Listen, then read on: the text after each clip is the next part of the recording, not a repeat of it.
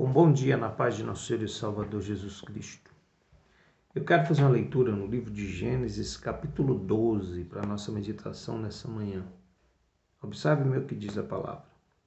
Ora, o Senhor disse a Abrão: sai-te da tua terra, da tua parentela, da casa de teu pai, para a terra que eu te mostrarei. E far-te-ei uma grande nação, e abençoar-te-ei, e engrandecerei o teu nome, e tu serás uma bênção. Abençoarei os que te abençoarem, amaldiçoarei os que te amaldiçoarem. Em ti serão benditas todas as famílias da terra. Assim partiu Abrão, como o Senhor lhe tinha dito, e foi Ló com ele. E era Abrão da idade de 75 anos quando saiu de Harã. E tomou Abrão a Sarai, sua mulher, e a Ló, filho de seu irmão, e toda a sua fazenda que havia adquirido, e as almas que lhes acresceram em Harã, e saíram para irem à terra de Canaã, e vieram à terra de Canaã. E passou Abraão por aquela terra até o lugar de Siquém, até o carvalho de Moré. E estavam então os cananeus na terra. Apareceu o Senhor a Abrão e disse: à tua semente darei essa terra. Edificou ali um altar ao Senhor que lhe aparecera. Eu quero extrair dessa leitura que nós lemos um ponto de vista. Primeiro, eu gostaria de mostrar que Deus ele sempre traça objetivos para que nós venhamos alcançá-los. Todos os homens e todas as mulheres de Deus, eles tiveram objetivos de Deus na sua vida. Você já parou para pensar o quanto é terrível uma vida de alguém que não tem objetivo? O quanto é terrível a jornada da vida de alguém que não tem nada a alcançar e lugar nenhum para chegar? Nós precisamos traçar objetivos para nós. Existem pessoas que não vão ter nem como traçar objetivos para si, porque elas deverão e terão de viver debaixo dos objetivos de Deus. Mas a Bíblia dá uma permissão quando ela diz no Salmo 37, dizendo assim, olha, Deus, agrada-te do Senhor e Ele cumprirá, Deus cumprirá os desejos do teu coração. Os desejos do coração falam dos nossos objetivos, dos nossos planos e dos nossos sonhos. Existe uma parte da nossa vida, que depende daquilo que nós queremos, daquilo que nós sonhamos. Mas tem coisas naqueles que realmente são nascidos do Espírito. Jesus falou que os nascidos do Espírito não sabem de onde vem nem para onde vai. Que nós teremos que descobrir os objetivos de Deus para a nossa vida. A Bíblia diz que Deus chama Abraão com 75 anos de idade. E fala assim, olha, sai da tua casa, sai da tua terra, do meio da tua parentela, e vai a uma terra que eu te mostrarei. E a tua descendência será numerosa como as estrelas do céu, como a areia do mar. Era um objetivo sendo marcado a Abraão. O Abraão tinha duas opções.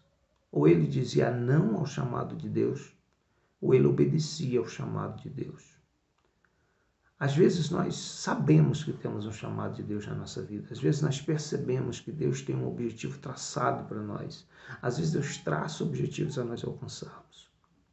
E nós, às vezes, fugimos disso. Fugimos como Jonas fugiu. Deus mandou Jonas a Nínive. Ele pegou navio para Tarsis. Ele foi na outra direção. Mas Deus ele tinha um objetivo. Deus tinha um projeto com aquela viagem de Jonas. Deus tinha algo a ser feito através da vida de Jonas e ele acaba forçando a situação dentro da história para que Jonas chegasse aonde ele havia determinado. Eu quero dizer que a nossa vida perde o sentido quando nós perdemos os objetivos. Eu quero dizer que a nossa vida ela perde o sentido de ser quando nós perdemos o objetivo de viver. A história de Abraão, começando em Abraão, nós vemos alguns outros que tiveram também um objetivo de Deus traçado na sua vida quando ele mudou seus nomes. Se você observa nessa leitura, Abraão aqui é chamado de Abrão e a sua mulher Sara, como nós conhecemos, é chamada de Sarai ou Sarai. O nome deles tinha um significado que marcava o objetivo da sua vida e da sua existência. Abrão significa pai de altura, homem grande, homem importante. Deus, ele muda o nome de Abrão. Ele diz, tu não te chamarás mais Abrão, mas tu te chamarás Abraão. A tua mulher não se chamará mais Sarai, mas ela chamará Sara. Você pode pensar, por que mudar o nome desses dois velhos? Por que mudar o nome deles? Quando Deus muda o nome de Abraão e quando Deus muda o nome de Sara, ele dá um novo objetivo de vida para eles. Eles dão um novo alvo a alcançar. A Bíblia até diz que nós precisamos olhar para Cristo, autor e consumador da fé. Quando nós aceitamos a Jesus, nós temos um novo alvo a atingir, a estatura de Cristo. O Evangelho de Jesus precisa ser a marca e o mapa da nossa direção de vida. Deixa eu conjecturar contigo aqui um pouco. Todos os dias de manhã, Abrão e Sarai levantavam e eles chamavam um pelo nome, era normal. Quando Sara falava Abrão, o povo que estava com eles, você vê que aqui ele levou consigo sua criadagem toda, eles entendiam, ela chamasse homem grande, homem importante. Quando ele chamava ela Sarai, não tinha nenhum significado importante o seu nome. Mas no amanhã, depois de Deus falar com eles, depois de Deus estabelecer um novo propósito para as suas vidas, o povo entenderia os seus nomes de uma forma diferente. Porque Sara não chamava mais o seu velho marido de Abrão, mas de Abraão. Abraão é pai de multidão. Quando ela dizia Abraão, todo mundo entendia ela dizendo assim, o pai de uma multidão. Quando ele chamava ela de Sara, ele estava chamando ela de princesa, de mãe de multidões. O detalhe é que esses dois nunca tinham tido um filho. O detalhe é que eles eram incapazes de gerar um filho. Mas a partir daquele momento, daquele encontro com Deus, foi criado na vida de Abraão o novo objetivo de existir, o novo objetivo de viver. E eles andaram com essa promessa 25 anos. Porque a Bíblia diz que Abraão aqui tinha 75, Sara tinha 65. Quando eles tiveram um filho, Sara já tinha 90 anos. Então Abraão tinha 100 anos. Foi 25 anos depois. Nós conseguimos, e você consegue, carregar um objetivo de Deus na tua vida durante tanto tempo, sem desistir do cumprimento dele. Nós acreditamos e observamos o seguinte, quando Deus muda o nome de Abraão e de Sara, ele marca um objetivo para eles alcançarem. O grande objetivo que eles deveriam alcançar era um herdeiro, era um filho. Um filho deveria dar sequência na história de Abraão. E depois de 25 anos, nasce Isaac. Isaac seria a sequência da promessa, seria a sequência da história.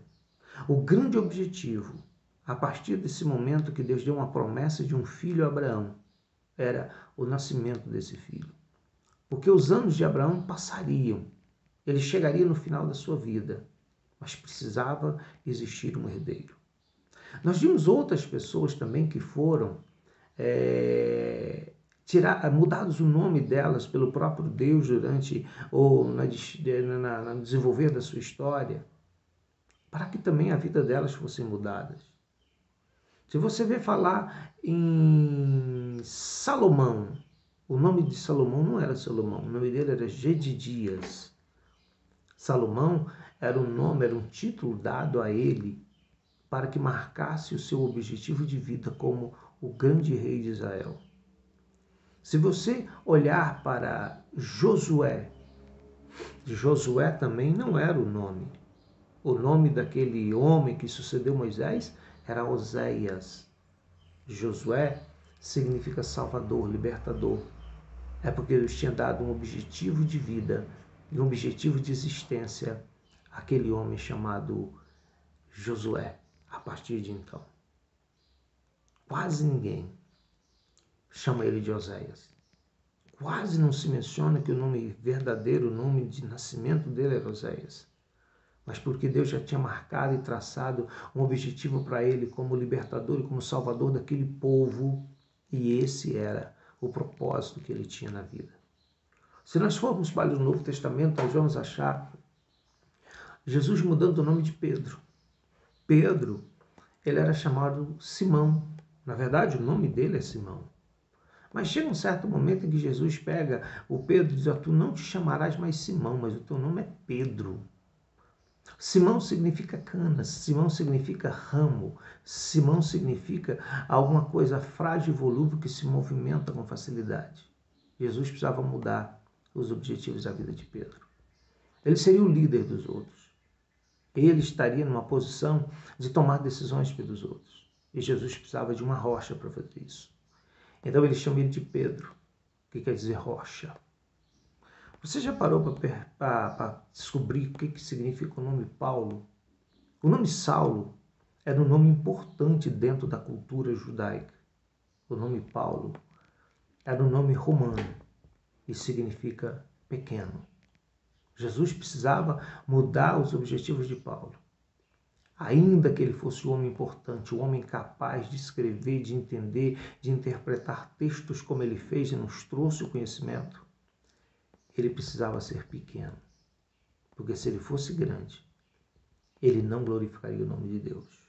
Eu quero te falar uma coisa. É terrível uma vida sem objetivo. E se você tem vivido sem objetivo, eu quero dizer para você que você precisa achar um propósito para viver. E o teu propósito, o meu propósito, precisa estar ligado em Cristo, ligado em Deus. Porque nenhum outro propósito pode nos levar à conquista da vida eterna. Pare e pense nisso. Que Deus te abençoe nesse dia, em nome de Jesus.